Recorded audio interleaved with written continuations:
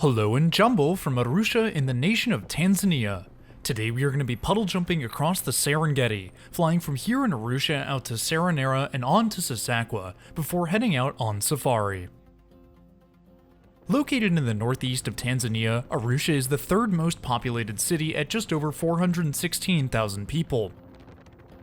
Despite its population, Arusha's airport is rather small and was built on the outskirts of town, surrounded by fields of crops. Everything appears normal until we reach the gate at the entrance to the airport parking lot. The airport is certainly that of a developing nation, with fences and barbed wire lining the concrete and corrugated metal buildings. Something is definitely under construction here, as there are plenty of high metal walls around the front part of the airport complex, so hopefully improvements are on the way. Check-in for Auric Air, our provider for today, is located just inside of the first tent on the right. Open airports are not uncommon across the world, but those made with tents was certainly a first for me. The waiting area included a few of the usual airport benches, although these were set on the ground just outside of the security checkpoint, with the tent extending out over the main airport road just beyond. Checking in for our flight, we can head through security, which was actually fairly normal, all things considered. After getting through security, we're directed towards the passenger waiting area, where we can have a seat for a bit while our aircraft is prepared for departure. The waiting area is a nice oasis among the rest of the airport, with a bunch of tables plus a drink menu. The menu includes a wide variety of hot and cold selections, all of which were reasonably priced. By far the best feature of this waiting area are the incredible ramp and runway views. The edge of the tent is butted up against the end of the ramp, with the single runway only a couple hundred feet beyond that.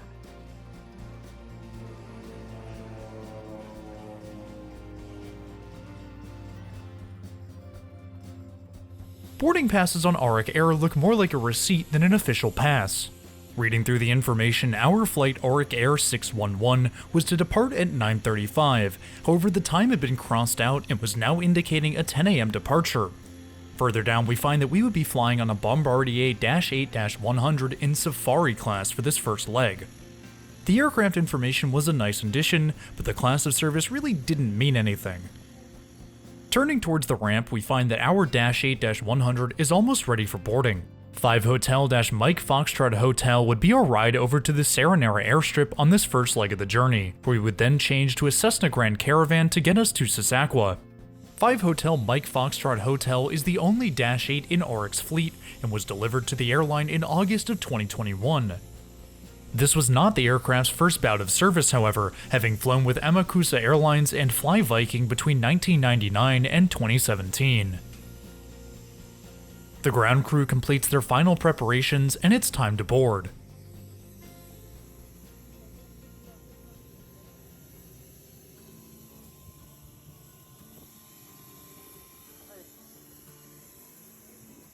Heading up the steps, we can climb aboard and find a seat. As the rest of the passengers board, our pilots are hard at work running through the departure checklist before we get underway.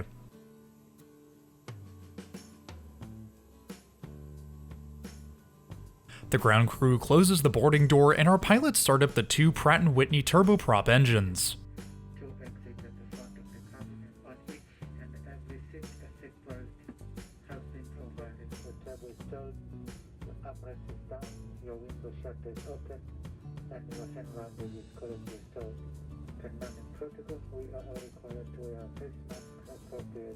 As we wait for our turn to taxi out to the runway, let's take a look at the seating on board. The seats are rather cramped, which is to be expected on a smaller regional aircraft, providing only about 2 inches between my knees and the seatback. The seatback pocket includes a map of Auric's routes, a sick bag, but notably not a safety information card.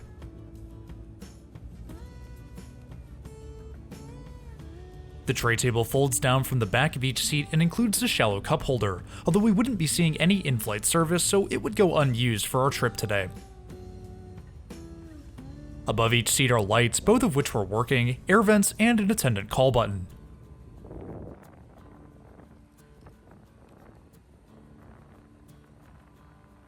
USB power ports have been added to each row, offering one per seat. It's certainly not a factory part, but their inclusion is always welcome. We soon receive our taxi clearance and begin taxiing out to the end of runway 9 for departure.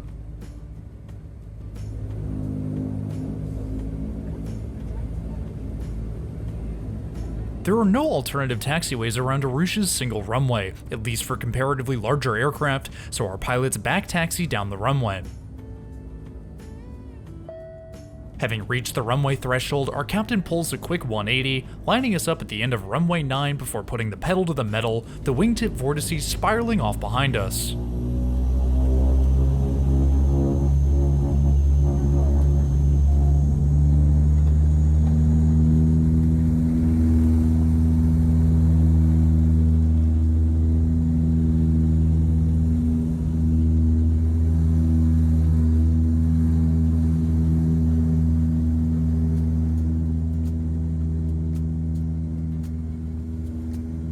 Heading east out of the airport, we fly directly over Arusha's city center.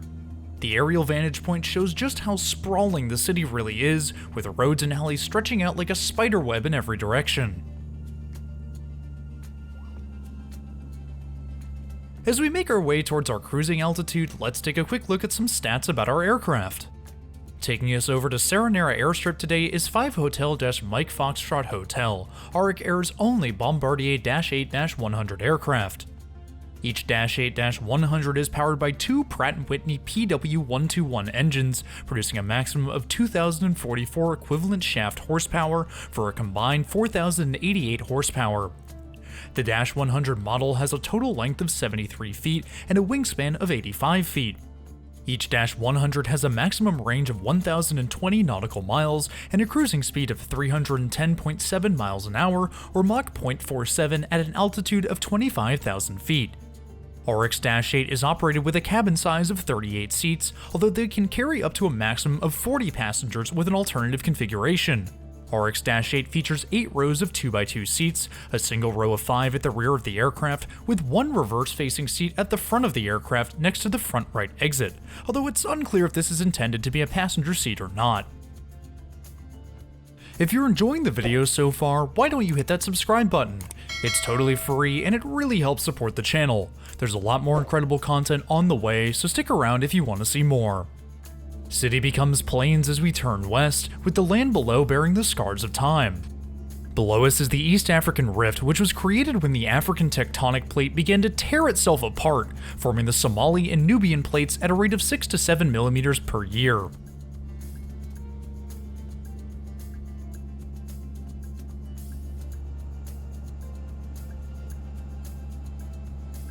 Despite being a small regional aircraft, the -8 still features a bathroom on board, located at the front of the aircraft.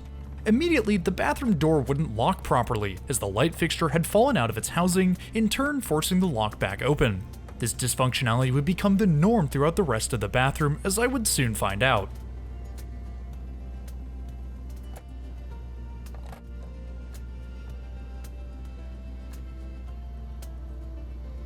First off, the bathroom is tiny. I barely have enough room to stand up in here, and there really isn't enough space to stand or turn around in, let alone use the toilet. The sink, which may have worked at one point, has long since given up the ghost, with cracked buttons and yellowed fixtures showing the clear age of the aircraft. Additionally, there wasn't any toilet paper, with the crew instead providing baby wipes, but ironically there were plenty of paper towels to dry your hands after using the non-functional sink. The toilet may or may not have worked, but with the condition the rest of the bathroom was in, I certainly wasn't going to find out. The only 100% functional piece of equipment in here is this single air gasper next to the door. Returning to our seat, we began our descent into Seronera. Dipping below the clouds, we get our first taste of the Serengeti, its vast plains interrupted only by the occasional river. By far the coolest aspect of our aircraft is the ability to watch the landing gear deploy. As we get ready for landing, the pilots drop the gear lever, releasing the housing and allowing the landing gear to swing down into place.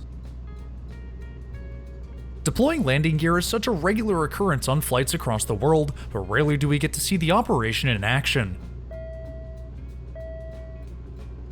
Our pilot lines up with the runway and brings our plane in for a landing, the GPWS giving callouts over the roar of the engines.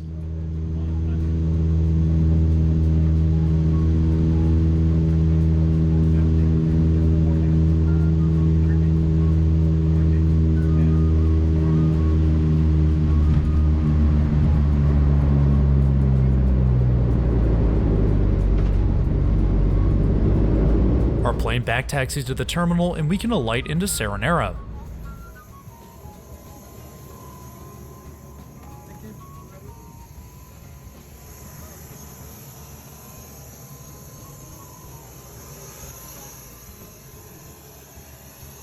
Seronera Airstrip is the equivalent of an international hub airport for flights to the Serengeti.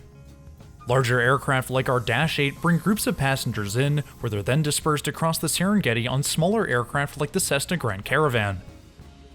As our plane touched down, many others loaded up and headed out, continuing on to numerous destinations across Tanzania. The turnaround time on our Dash 8 is unbelievable, with the plane loading up and heading out in under 20 minutes.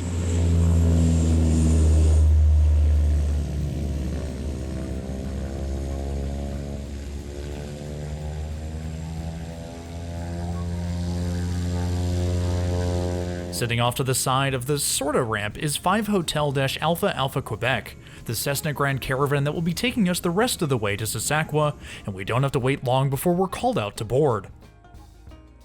Climbing aboard, I immediately make my way up to the front of the aircraft, because if given the opportunity, you bet I'm gonna sit in the jump seat. Sitting here feels like you're the third pilot and provides an amazing view of the instruments and the front window. We backtaxied out to the end of the runway and began our takeoff roll.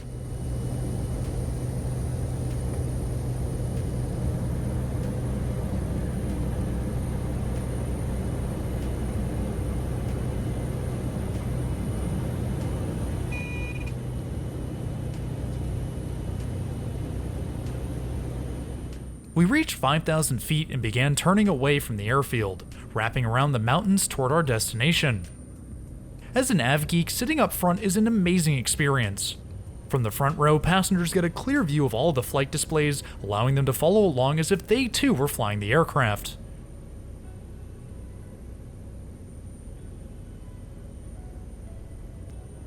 The cockpit sensation is great and all, but that's not the real star of the show for this leg of the journey. As we get further from the airstrip, our pilot begins maneuvering the aircraft around to allow us to get a better view of the Great Migration below. The Great Migration is a yearly event where wildebeest travel north from Ngorongoro through Serengeti National Park towards the Masai Mara Reserve in Kenya. As the dry season begins, grazing becomes more difficult in the southern regions of the Serengeti, so the wildebeest follow the rains north where the grass is more plentiful. Approximately 1.7 million wildebeest partake in the Great Migration, along with hundreds of thousands of other animals. As we would find out later, the migration began much later this year than expected, as more rains in the south meant the populations of wildebeest could continue to graze well into the expected dry season. Each one of those spots on the ground is a wildebeest, and the lines beside them mark the paths of their brethren. It's one thing to see the migration from the air, but seeing it from the ground is really something else. Stick around to the end of the video for some incredible footage of the wildlife up close. Having completed our brief overview of the Serengeti, our pilots level off the aircraft, lining us up for arrival into Sasakwa.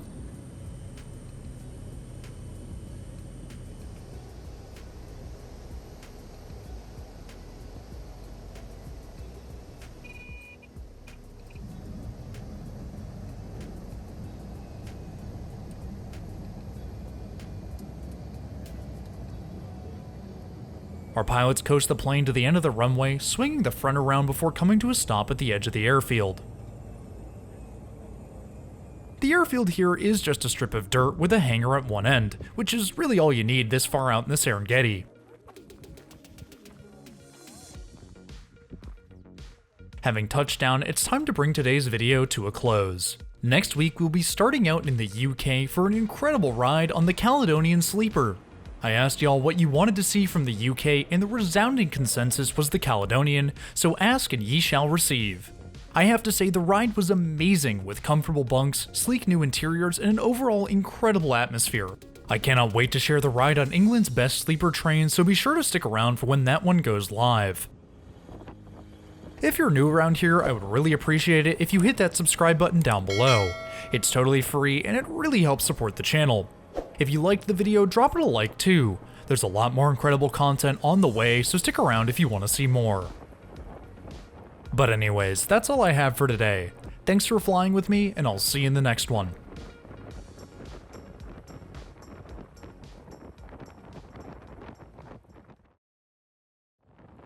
As I mentioned earlier, the Serengeti is much cooler up close, so sit back and enjoy some uncut footage of animals on safari.